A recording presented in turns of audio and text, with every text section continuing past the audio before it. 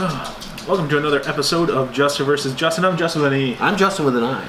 Today we're talking Ash versus the Evil Dead, kind of a mid-season review. Mid-season review? First 4 episodes? Yeah. First 4 episodes of the new season are in the bank. And we're here to Interesting choice of words. Yeah. What kind of bank? So we're here to give you all the juicy tips and things. It's a spoiler review if you haven't figured it out. It's a spoiler. We're going to spoil the shit. And also because we really like Ash versus the Evil Dead. I mean, who doesn't love some Ashley Williams? Ashley Joanna Williams? Yeah, learned that one. Yeah. Thanks, Lee Majors. Yes, Lee Majors. He's great in the show. So, first couple episodes, it takes place after the second season ended, and second season ended with Ash's father getting killed. The $6 million man, right? Lee Majors. Getting run over by the classic Buick. Oh, and they crushed it. They crushed it. And it went boop. Yeah, it was gross. His famous car killed him. So it cost him $300 to get the bumper fixed. Yeah, to bang out the... I'm just thinking, I'm like, man, we haven't even gotten to that point yet, and it's so funny.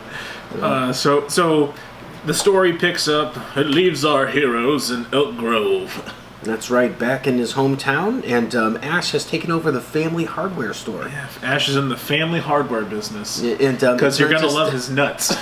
Yeah, that's what he says. And it's not just a hardware store, it's also a sex toy emporium.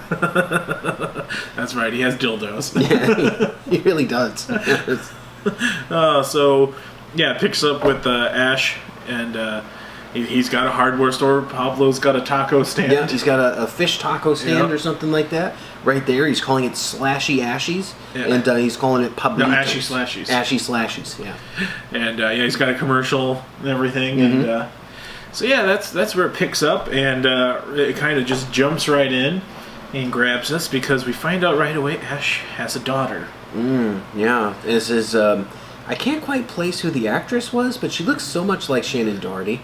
But she shows up, and her name is Candy Cane, or wasn't it Candice Candy Bar? Candice Bar, right? Yeah, what's so it's like Candy Bar? Candy Bar. They show a flashback, or an ashback, as I like to call him, of Ash with like a Fu Manchu mustache and all that. It's got the 70s porn stash. Yeah, exactly. That they got married, and he's like, oh, Candy Cane or Candy Bar. Yeah, and. I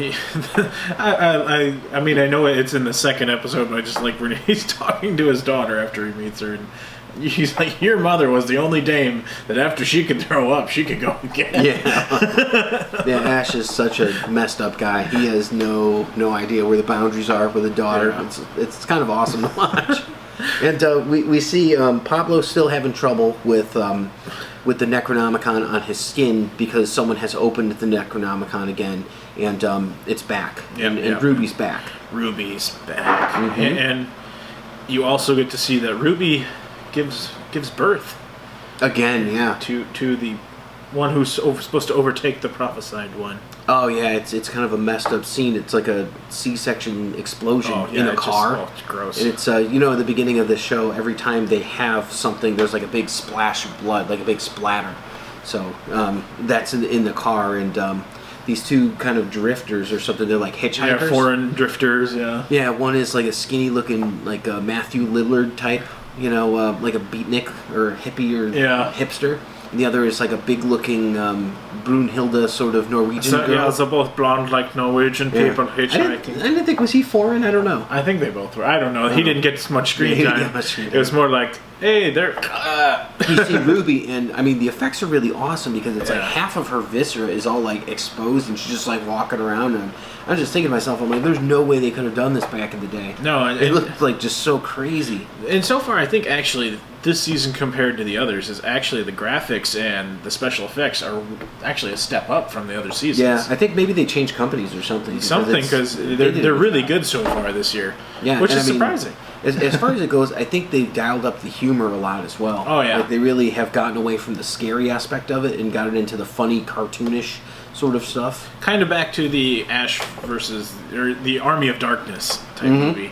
They kind of left the Evil Dead series, and now we're getting into, like, Army of Darkness style. Well, Season 2 was pretty dark. I mean, Season 1 ended on that happy note where he's like, oh, I'm going to Jacksonville. And then they got to Jacksonville, all hell broke loose and all that, and then they had to go through, and it got pretty dark. It did. That's what I say. We've moved through the Evil Dead phase, and now we're into the Army of Darkness phase. Because Army of Darkness was a whole comedy. Yeah. Yeah. But yeah, so I always wished Eric the Red would show up somewhere. That'd be great if like they had an episode where they actually came back and from the past. Just be Eric the Red and King Arthur and They had to recite the words Klaatu Varata Nick. I said them. Basically. So episode 1, Ash finds out he has a daughter, and then he gets to be the heroic hero that saves the day. Yep. The daughter's friend in the high school gets taken over, and there's a really creepy scene with a mascot, like the school mascot. It's so weird. Not Coogie, they got you too. Yeah, Coogie the cougar. Yeah. And we find where Ash hid his secret stash of weed. Yeah, in like 1987 or something like that, and it's like been staying there ever since. Yeah. Yeah. So that one's got some pretty crazy graphics. The way he kills his daughter's friend with a harp. Oh, yeah. He kind of slices her and makes bread out of her. Yeah, yeah. Basically, the harp goes over her face, and he steps on it, and it just, And like then she just kind of. Yeah. Oh, it was creepy. But also, poor Candy Bar there. She gets right at the neck. Yeah, with a symbol. Yeah. Because we find out that her daughter, her name is Brandy, so it's Candy and Brandy Bar. So, and that's now I guess it's Brandy Williams. I suppose. Yeah, I don't know. Yes. But yeah, so that's where episode 1. She's a cute kid too. Well, I should say at the end of episode 1, Kelly comes back. Yep. Kelly's got a new boy toy. Yeah, and he is what's called the Knights of Samaria. He is think of like a Knights Templar sort of thing, trying to stop like doomsday cultists. They remind me of the guys from Indiana Jones. Yeah, or the Mummy, right? Yeah, like we are from the Knights of something. Yeah, like you're waiting for him to be like, we have protected the tomb for all the time. Oh, the Knights of Anubis. That's that's my Oded Ferrer. So yeah, that's not the armies of Inhotep. Yes. Deuce, don't wreck my house. Yes. Deuce, don't wreck my house. From Deuce Bigelow. Deuce Bigelow meets Ash Williams. That would be a good one. Well, they should just have. Actually, Rob Schneider should make an appearance as the farmer. Like, you can do it. Yeah, pretty much. Yeah. Cut that bitch's head off. Thanks, pal. I will. So yeah, that's where episode 1 picks up. Episode 2. Your favorite. My favorite. My favorite because. Yeah. There's a scene in there, but we'll pick up where now Ash is now a father. His daughter's at his house, and he just can't seem to connect with her. And something that Ruby said was it Ruby or someone else said? Maybe it was the friend that got sliced with the thing. Said something about him and his seed. So of course Ash decides to go to where he used to spend a lot of his time, the sperm bank. Well, let's backtrack just a second. When he's thinking about it, before he even clicks on him to go check the sperm bank, he has a little vision, and it's a bunch of kids at the door. You're my dad. But so yeah, he shows up at the donor clinic, and they know him by first name. He walks in the door. Hey, Ash, here. Do you want your usual room? And we haven't seen your dad in a while.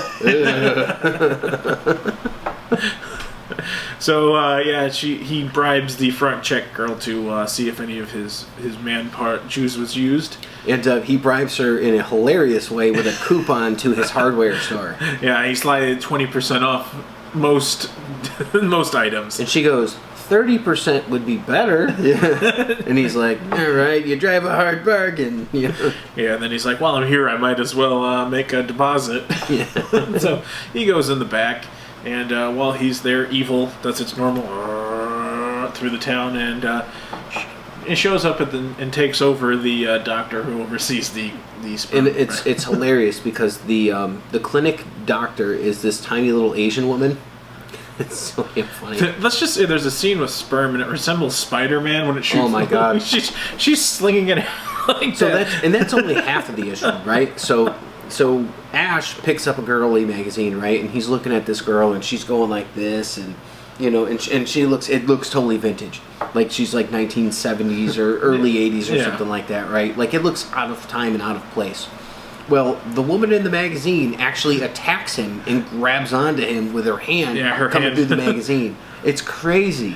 Yeah, her hand keeps grabbing his junk. Yeah, he's like, what are you doing? Stop it, you know? Yeah, then in between that, now he's got to fight the little Asian doctor who is throwing sperm samples at him.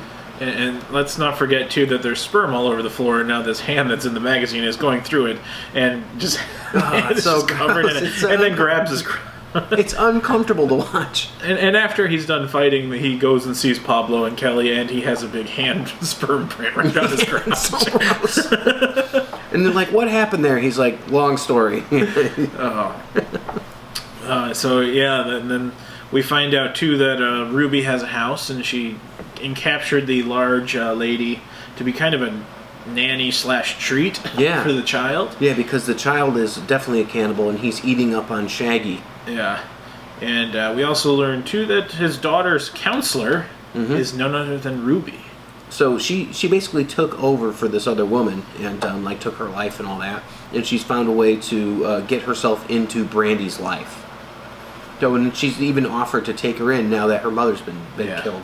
But Brandy is staying at Ash's father's house is it Carolyn? Is his sister? What was Ash's? Oh, I forget her name now. I couldn't remember. I thought it started with a C. It might be. Yeah, it might be like Caroline or something. That's honestly forgot that. Yeah, it's okay. So his sister, that Ash supposedly killed because she turned into a demon in Evil Dead and all that. So Brandy's staying in that room. I mean, it's eerie because it's like dusty and it's a dead person's room, so it's kind of creepy. And there's like creepy drawings everywhere. Yeah, like she was an artist, so there's like pictures of Ash when he was like a young guy and like a weird sort of vagina picture on the wall, like that one. It's really awkward looking.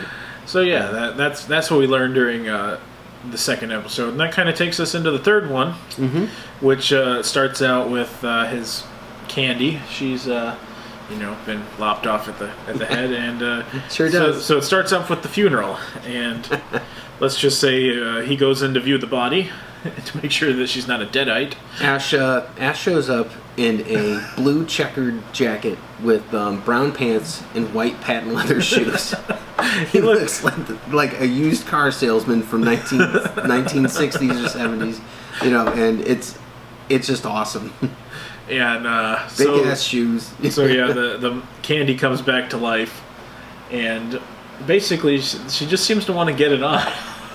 Yeah, except for she comes back to life because Ash was checking and he hit his head and got pulled into the coffin. So now he's passed out in the coffin with the Deadite corpse of Candy. I cannot make this up. Well, he lobs her head off with a picture. Yeah, it's Well, first of all, she's like, "Oh, you don't want to kiss me," and then there's a picture of her because she's dead, so they have a picture on the coffin. She grabs it and sticks her tongue through it. Yeah, it's like, is this better?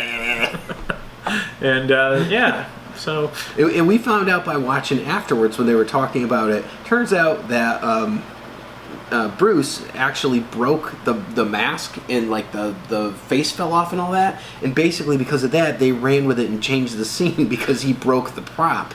And it worked great. It worked great. Yeah, it was like he cut off half her head with the picture frame that it was using, and the picture frame comes back later. So they're at the funeral, and like it's a closed casket, and they're sitting there going, "Oh well," and his daughter's, "Oh, just wait for him." She's kind of having a dad moment, and all of a sudden Ash appears, opens up the coffin, and stumbles out. Boom. He comes out, zips up his pants and all that, like he was doing something nasty with the corpse. Well, he opens the coffin, and Candy's head's right on his crotch. Yep. Yeah. And so he stumbles, and the head falls out and kind of rolls through the crowd. And yeah, that's where. And he's like, "Relax, she's dead." It's like it's no big deal. He sits down. It's all covered in blood. He just sits down. He's like, "How you doing?" Yeah, we can go ahead and start now. Yeah. So the daughter runs off, and that's where Ash discovers that Ruby is the counselor.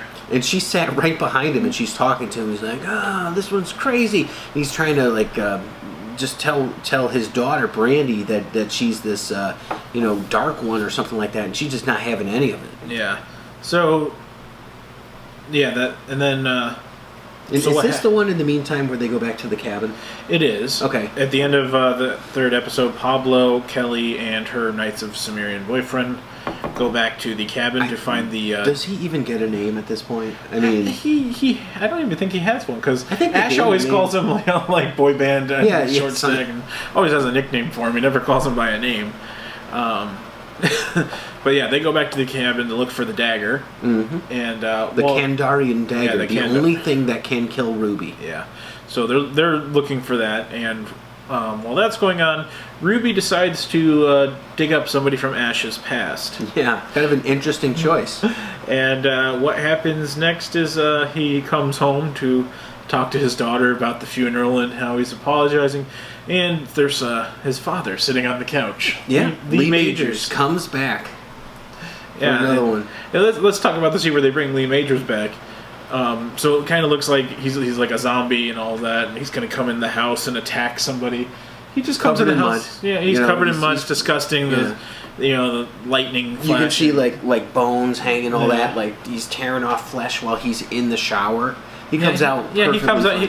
He comes back to life to take a shower. Yeah, it's funny because he was the most non-threatening thing ever. He just comes back and all he does is like just rag on Ash, which was hilarious. Yeah, he's basically what are you doing there, son? It's like he never died. Yeah, pretty much, yeah. So yeah, they come home and Lee Majors and his daughter are watching his horrible commercial, making fun of him. Yeah, and Ash's daughter. Yeah, they're making fun of Ashy Slashy. Yeah, because. I do have to say the commercial is great because he's just going, die high prices. Die high prices. I recently saw this one that I'd never seen before that I'm sure you've seen. Have you seen The Eagle Man before? Yeah. So it's about this really... something for... If you're in the Chicago area, it's a Chicago commercial. I was not. For a car insurance commercial, and it is just horrible. And the actors they always get in them are even worse. It was this giant guy in an eagle suit, in a male eagle suit, that laid an egg, and in the egg... Wow, such low rates! I always like it, the actor to get it, because he pops the egg out like the little, the baby eagle pops out with like the rates in its mouth, and they go, wow, look at those low rates. And they even got a local celebrity around here named Mancow Muller. They got him in there in one of the commercials, and it's so bad. They are so. But that's kind of where Ash was going, and I have to imagine that was an influence. Probably. Those horrible local Look at commercials. my nuts! I've got nuts! Like nuts and bolts, so. Nuts to dildos. Yes. And everything in between. Remember, he's the dirty one. So. Discounts on most things. Most. So yeah, that's where we kind of end.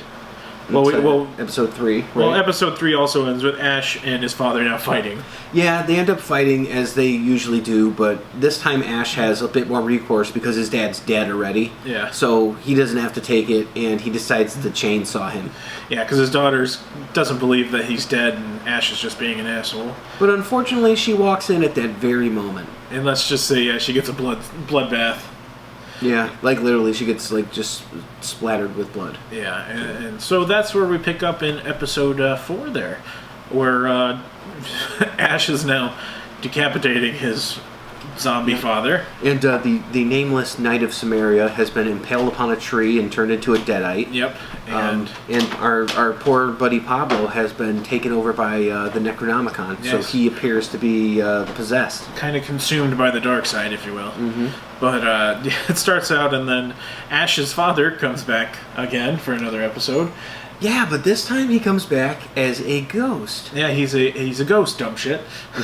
And I've got to say, as far as Lee Majors in this, I've liked him since they brought him in as Ash's father. Yep. But this was probably the best episode with him. Yeah, I agree with that.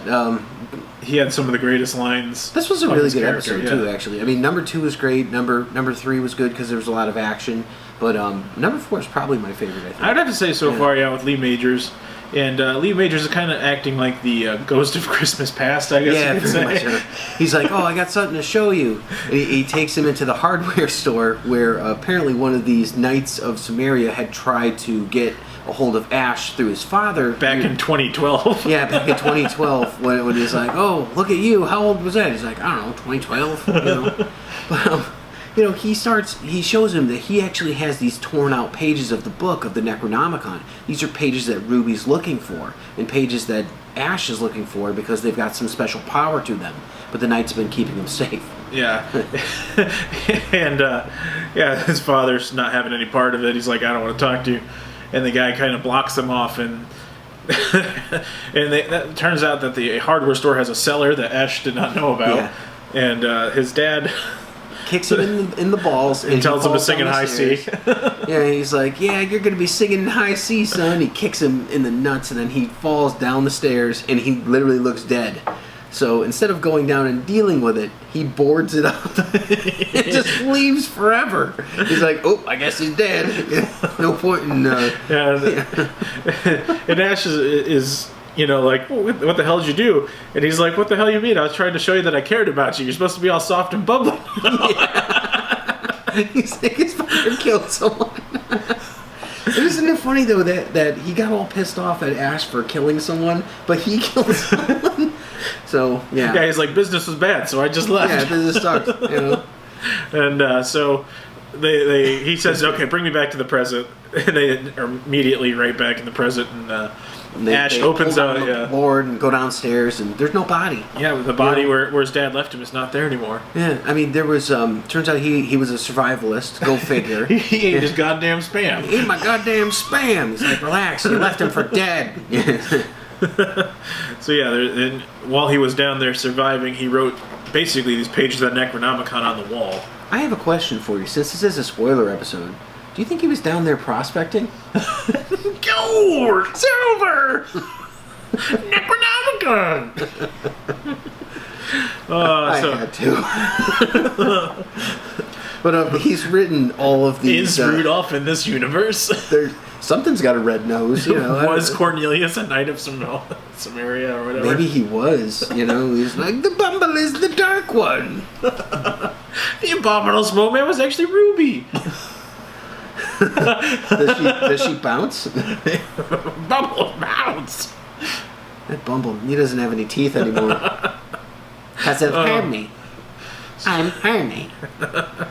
So Ash versus Rudolph. Yeah, that would be great. It'd be over, like, super quick. I want some venison. So they go down there. There's Necronomicon sprawled across the wall. Yeah, and it actually starts speaking to Ash as he picks up one of the pages, and he can see an image, and it looks almost like something's trapped, and it's the girl that he did the harp to. Yeah, his daughter's friend from the first episode. She's like screaming help. Yeah, so it seems like somehow this has trapped her soul or something along those lines. And while he's viewing this, the Necronomicon, which is in Ruby's position, opens up by itself and starts basically spilling blood onto the page. Yeah, and it's almost acting like one of those Jetsons talk phones. Yeah, or like a FaceTime sort of thing with like this demon who's like, "Free me and I will help you." Yeah, she's talking to Ruby, saying, find me a host and all this. So, and all this too, while it's going on, the wall kind of comes to life. Yep. And it has like tentacles and it's attacking Ash. And we got a reminiscence of the old Evil Dead with the skeleton scene. It's something, I tell you. They grab him and it's pure comedy. It's freaking my hilarious. Like they make his legs do a split, and he's got the chainsaw hand on, so he's pretty clever. What he does is he reaches over because he sees a nail on the ceiling, and he goes like this, and it pulls the cord and starts the chainsaw, so he's able to cut himself out. But it was damn funny. And we were cracking up. Yeah, it's great. Like I said, reminiscence of that Evil Dead Army of Darkness movie. But he falls down. He's like, his dad just goes, or he's like yelling at his dad, "Come help me!" He goes, "I'm a ghost, dumb shit." Yeah, he's like, "Oh, I can't," Yeah, so you get one of those great scenes right there, and he falls down. And his dad just goes, "That looks like it hurt." And pretty much he gets the pages, right? Yeah. And then. But what's happening during this, right? So from episode 3, that Knight of Samaria that was kind of, we assume he was like Kelly's guy, Kelly's boyfriend or something like that.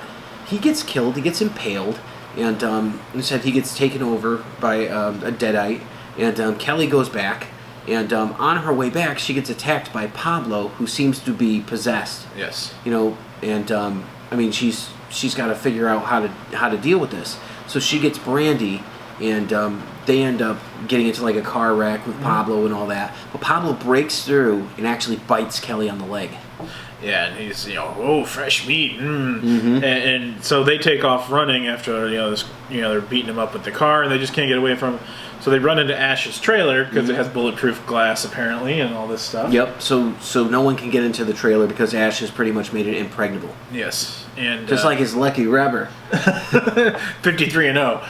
Yeah. That's another great line from the new season. God. I have a daughter. I use my lucky rubber. It's 53-0. So while they're fighting, Pablo's hitting the trailer and everything, and they're looking for something to kind of tie him down because Kelly doesn't want to hurt him. Goes back to Ash in the basement with his dad, and his dad now fades away. And his last words to him are, "You're going to be a great dad." And he says, "Really?" And he goes, "No." Just disappears. He starts laughing at him. Which is, as we know, he's going to do the best he can, but he's just incapable of probably regular human emotion. And this whole time, too, while Pablo's attacking, Kelly's trying to explain to Brandy that Ash may be a bit of a racist and a bit of a drunk and a bit of this and a bit of that, but he's really not bad. Racist, I think, came up. Yeah. But he's not so bad. No, and I mean, that's the thing. Ash is totally clutch. I mean, he's a great tactician, believe it or not. It's funny because, like, when he was fighting that demon at the end of season 2, he had planned out the whole damn thing. Yeah. Like, he knew he was going to lose, and he figured out a way to screw the demon. And the demon was impressed as he died, but it's like, Ash is actually very formidable. Yeah. We find out that he is the one of this prophecy who's going to save the world. Well, possibly. And too, while he was in the basement, his dad, because he mentioned the name that Ruby was using as an alias, and his dad goes, "Oh, I know broad that used to go by that name," and he kind of figures out where Ruby's staying. Yep. And so, and then when he figures out where she's staying, he goes over to Ruby's house, and turns out it's empty. Yeah, no one's there, anticlimactic, except up in the attic. Yeah. Where he sees this room, and there's the large woman from the first episode, Helga, or Brunhilde. Whatever her name is. And, so he's... Frau Farbishener. I can't even do it right now. So, he stumbles onto her, and then it goes back to the trailer. And all of a sudden, they hear Pablo speaking in the trailer, and they're like, "Oh, crap, he got in. How did he get in?" And it turns out Kelly's growing a Pablo on her leg where she was bitten. His nose, mustache, and mouth are popping out of the wound on her leg. It is disgusting. Like I said, this episode is so reminiscent of The Evil Dead. It really is. Because I'm waiting to, for the "I'm good Ash." Or, I'm bad Ash. You're goody little two shoes. Goody little two shoes. Goody little two shoes.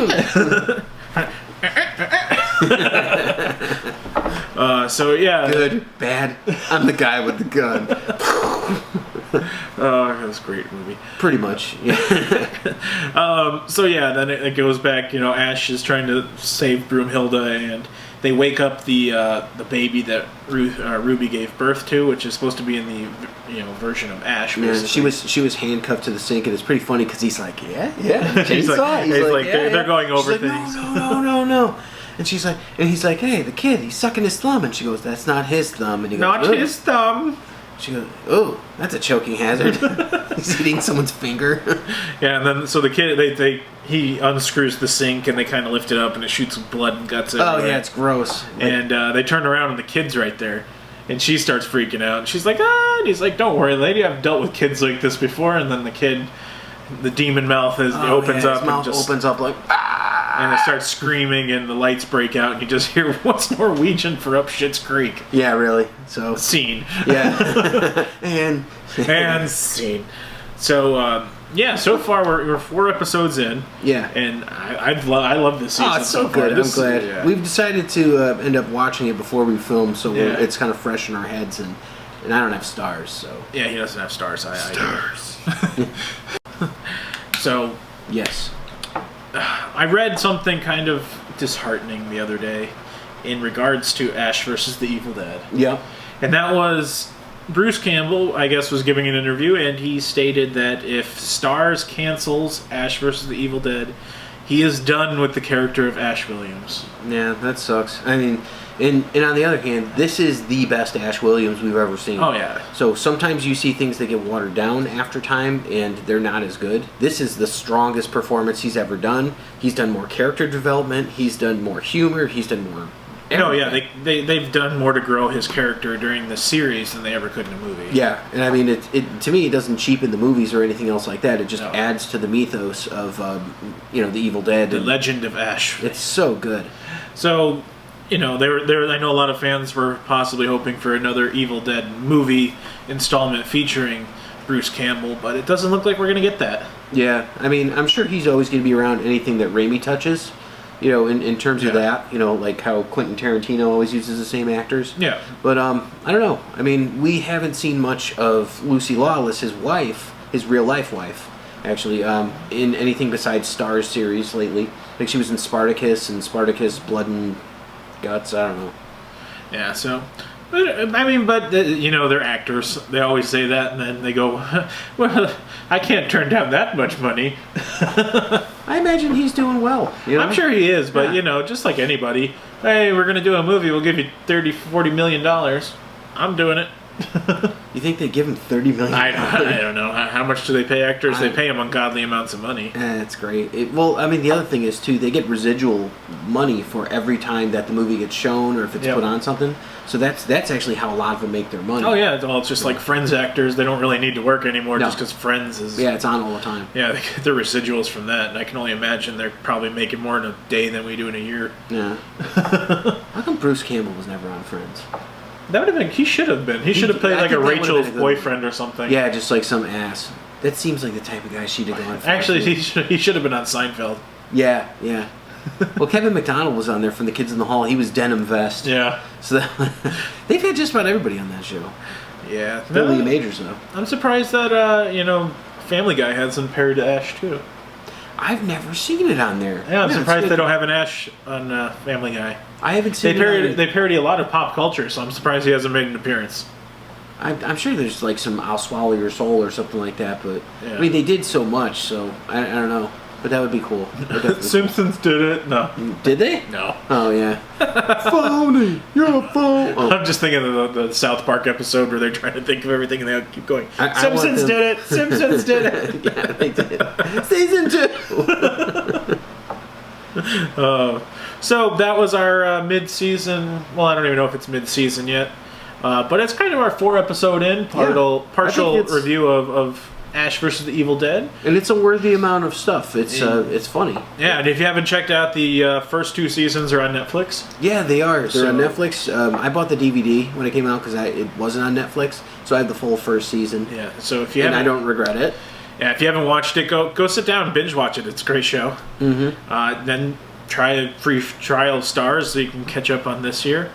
And or you could wait until all of them are done and then just binge watch them there too. So I think it's good. I mean, if you like it and you want to watch it because it's hilarious and you should, maybe you've got like a good buddy you can watch it with, something like that. That's fine. Oh, you have a good buddy you can watch it with? I brought Batman, so Batman. They should have an episode. That wasn't a compliment. They should have an episode Justen of Batman versus Justen. You son of a bitch. But it's one of those things. Or you could just listen to the review and catch up here. That's fine with us too. Yeah. Or if you'd like, we can re-record it in a Michael Caine voice because we have to mention. Oh wait, hold on. We forgot our normal Star Wars. Yes. Ash versus Star Wars. Star Wars. Han Solo starring Ash Williams. He would actually fit in as a Han Solo. I think he would be a better Han Solo. Which probably makes me really unpopular in lots of Star Wars stuff. Yeah, I mean, but as far as... We haven't seen the new Solo movie. Could he have fit in there? That kid, though. He's so weird looking. It's like, they kicked me out of the academy. Give me back my family. Give me back my son. Like, I didn't kill your wife. I don't care. So anyway, check out Ash vs. the Evil Dead. I promise you will not be disappointed. Yeah, you'll get a chuckle at least. Episodes 1 through 4 at least. Yeah, so. check it out. So, all right. Well, I'm Justin with an E. I'm Justin with an I. We'll catch you later. So stay tuned for more. Yes, do that. And if you haven't yet, check us out on iTunes, iHeartRadio, YouTube, Yep. Facebook, Instagram. Well, we don't really tweet much, so we do the tweeter. Yeah. Someone's supposed to be handling that. No. All right. Oh, well. It's all right. Who uses Twitter these days anyway? We're not Kardashians. The POTUS? We're not the president or a Kardashian, so we don't really use Twitter. What do I look like? Alec Baldwin? You fake news. Well, we are technically fake news. We are. All right, everybody. Catch you later. Groovy.